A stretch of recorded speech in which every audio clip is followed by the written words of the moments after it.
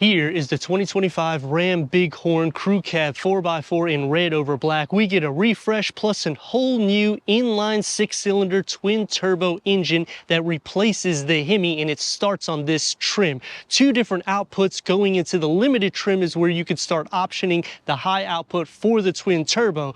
But is the changes going to be better than the rivals? I'm Anthony from Hawkeye Rides, and I'm going to go over the pros and cons, the problem that I have in the comparable rivals. Starting in the front, standard LED headlights and daytime runnings with the gloss black that's going to cover the top of the headlamp assembly, integrating all around the enlarged grille, and lower is going to get the front parking sensors, LED fog lights with the grille pattern in the lower, and you have two different options for your powertrain when you go into the Bighorn, starting with the 3.6 liter V6. But we have the all new 3.0 liter inline 6-cylinder twin turbo that's producing 420 horsepower and 469 pound-feet of torque. That's paired to a ZF 8-speed automatic transmission.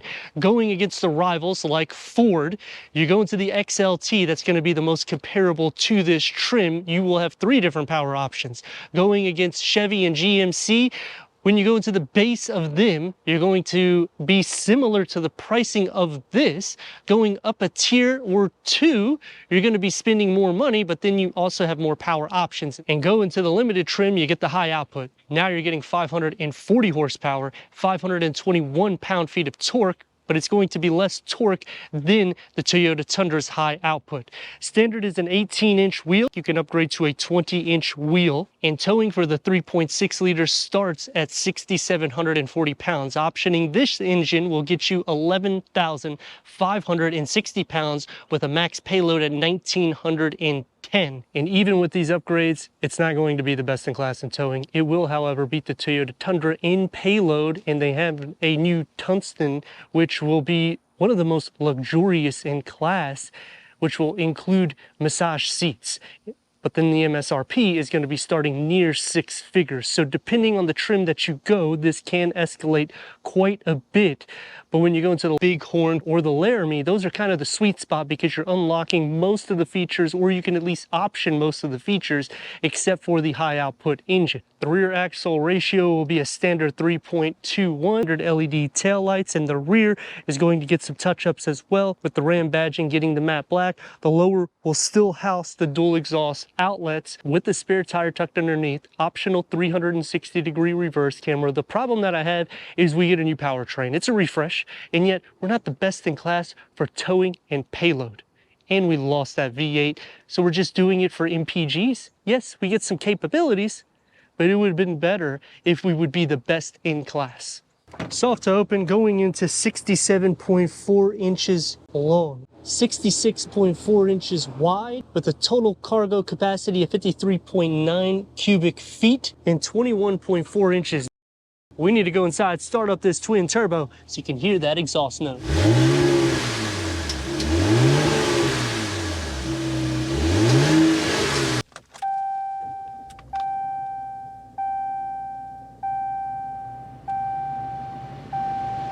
Because we have the Bighorn Level 2 10-way power seat adjustment for the driver with heated front seats with the cloth seat upholstery, the Tradesman will not have any option for power seats or heated front seats, and the Laramie will add heated seats as standard, as well as ventilated seats and power adjustment for the passenger. Headroom and leg room. The Rams are going to be one of the most luxurious trucks in class, starting off with the dual glove box, just like the prior. You'll have the sleeve in between the large center cluster. 8.4 inch is going to be standard. This is a 12-inch vertical touchscreen, and the new 14.4 inch will starts on the Laramie and up.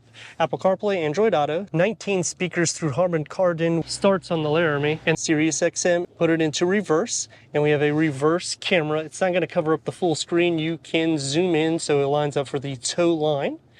On top, you're going to have a 12 volt with a storage nook, 9 speakers through Alpine, which is a upgrade, standard 6 speakers, auto dimming rear view mirror because we have the level 2 with an optional dual panel moonroof. Interior lights are going to be LED. Going into a wireless charging pad, move this forward and you're going to have USB ports and the key fob for the new Ram. Cup holders with change and another storage. This can slide back, so it opens up for another 12-volt charger here. It's a deep storage pocket. This is going to be soft, and it's a 2-tier. Opens up to storage with a USB, and another pocket that opens up. That'll have all of your measurements. Slide this forward, and now you have a deep storage pocket. What I like about this is it's literally a full pass-through, and then you still have the sleeves. Leather-wrapped steering wheel because of the level 2 big horn. It's heated, multi-function. To change the gears is right here, the rotary knob for the gear lever. The gauge cluster starts with a 3.2 informational display. This is a 7-inch TFT display that can go through an array of information for the driver. Grab handle and the door panel and dash will integrate in together. And you're gonna have the satin aluminum, you'll have the cloth inserts, and you'll have the pattern design here, one touch up and down for the front windows, and 2 tiers of storage with power adjusting pedals for the back seats headroom and leg room. Storage behind both of the front seats. We have the optional under storage, and you can fold these seats up at a 40-60 split, and because the floor is completely flat, you have a lot more storage capacity. For USB, the home plug is an option. Air vents in the center, cup holders, as well as cup holders and armrests here. And the door card is gonna have the same materials as the front, so you'll have the carpet inserts with the pattern. It's gonna be a little bit more sporty, and 2 tiers of storage. Sliding into the center, you'll have your own feet space because it's a wide vehicle. But leg and shoulder space, I mean, it's literally its own seat. And headroom, not gonna be an issue. I'm at 6'3". 420 horsepower, 469 pound-feet of torque out of this inline 6-cylinder 3.0 twin-turbo Hurricane engine. Now, most truck buyers are not necessarily with a wow factor for a twin turbo. They typically like a V8, a diesel. You're not necessarily looking to capture the best fuel economy. You're wanting to be able to conquer everything as payload, towing capacity, anything for the workload, and still have a comfortable ride with technology. I think that they have nailed all of the bullet points. And if you're thinking about the Toyota Tundra, everyone knows about the large recall that they're doing over these powertrains.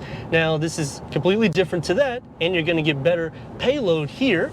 Maneuverability wise, I mean, it's a truck, so it's going to be long. It feels that way. You feel like you're sitting higher up.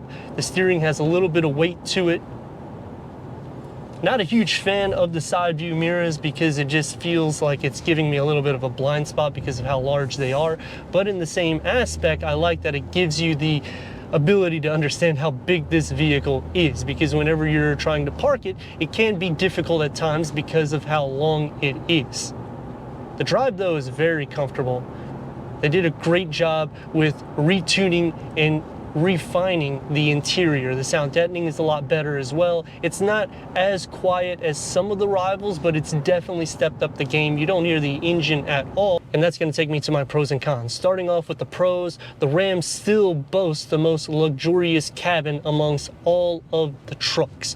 Ford has stepped their game up, so has Chevy and GMC. It's just the touch to feel and the way everything fits, it almost feels similar to a high-end 6-figure vehicle, even when you're at a $60,000-ish price point, which you're not going to have that same touch and feel when you go into any of the rivals because you're getting a lower trim. That's why this becomes the best in class with performance as well, because of the price that it slots in. But if you're comparing apples to apples, performance is where the negative comes into play, because we get this new power option in which it's not going to be the best in class, and even optioning the high output, it's still not going to be the best in class. The big horn is definitely going to be a sweet spot, because if you go into the Tradesman, you can't even get some of the options in which you're getting here. Going up to the Limited though is actually going to be where it starts highlighting everything, because you get the high output engine, plus you're going to get the standard 14.4-inch vertical screen. Now, not a huge fan of these big screens, but with this kind of dash, it just closes it in. Turn radius is about 2 and a par lane. Let's rock and roll.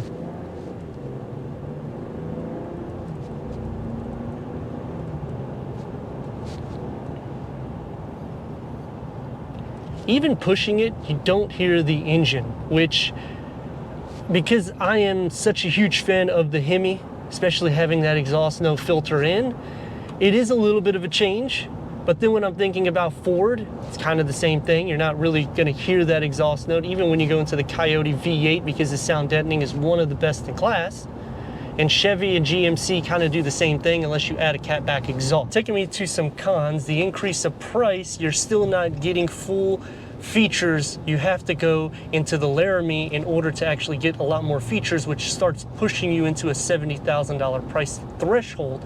And then going into the Tungsten, you can easily go into a six-figure price. I understand that you're getting massage seats and they're going really crazy with luxury amenities in the interior. However, it's not going to be nothing like a TRX. And we're losing all of that capabilities for luxury in a few MPGs, which most truck buyers are not necessarily concerned with all of those luxury amenities. I do like that they have implemented it, because when you're at those price points, I mean, let's face it, you should have an option for massage seats. But another pro is you're getting the most charging ports in class. You are getting the most performance in class, because if you go into any rival, you're gonna be spending at least $2,000 to $5,000 more. And yes, they're gonna have more capabilities, but not much. And at that price point, you would be at a different trim level for the Ram. And with this refresh, I like the way Ram went, because they just polished off a vehicle that was already good, and they're making it a little bit better, giving the option for the twin turbo Hurricane engine and giving us two different power options. The problem that I have is with this refresh, we get a whole new power option in which it's not the best in class to get the job done. It is, however, the best in class with luxury amenities, a smooth drive, and it's one of the most quiet in class. But let me know your thoughts in the comments, and if you're new to the channel, consider subscribing. Check out the next video, merchandise, website, and Instagram. Leave a comment and a like, and I'd like to thank Furman Ram of Wesley Chapel for giving us this 2025 Ram Bighorn for our car review.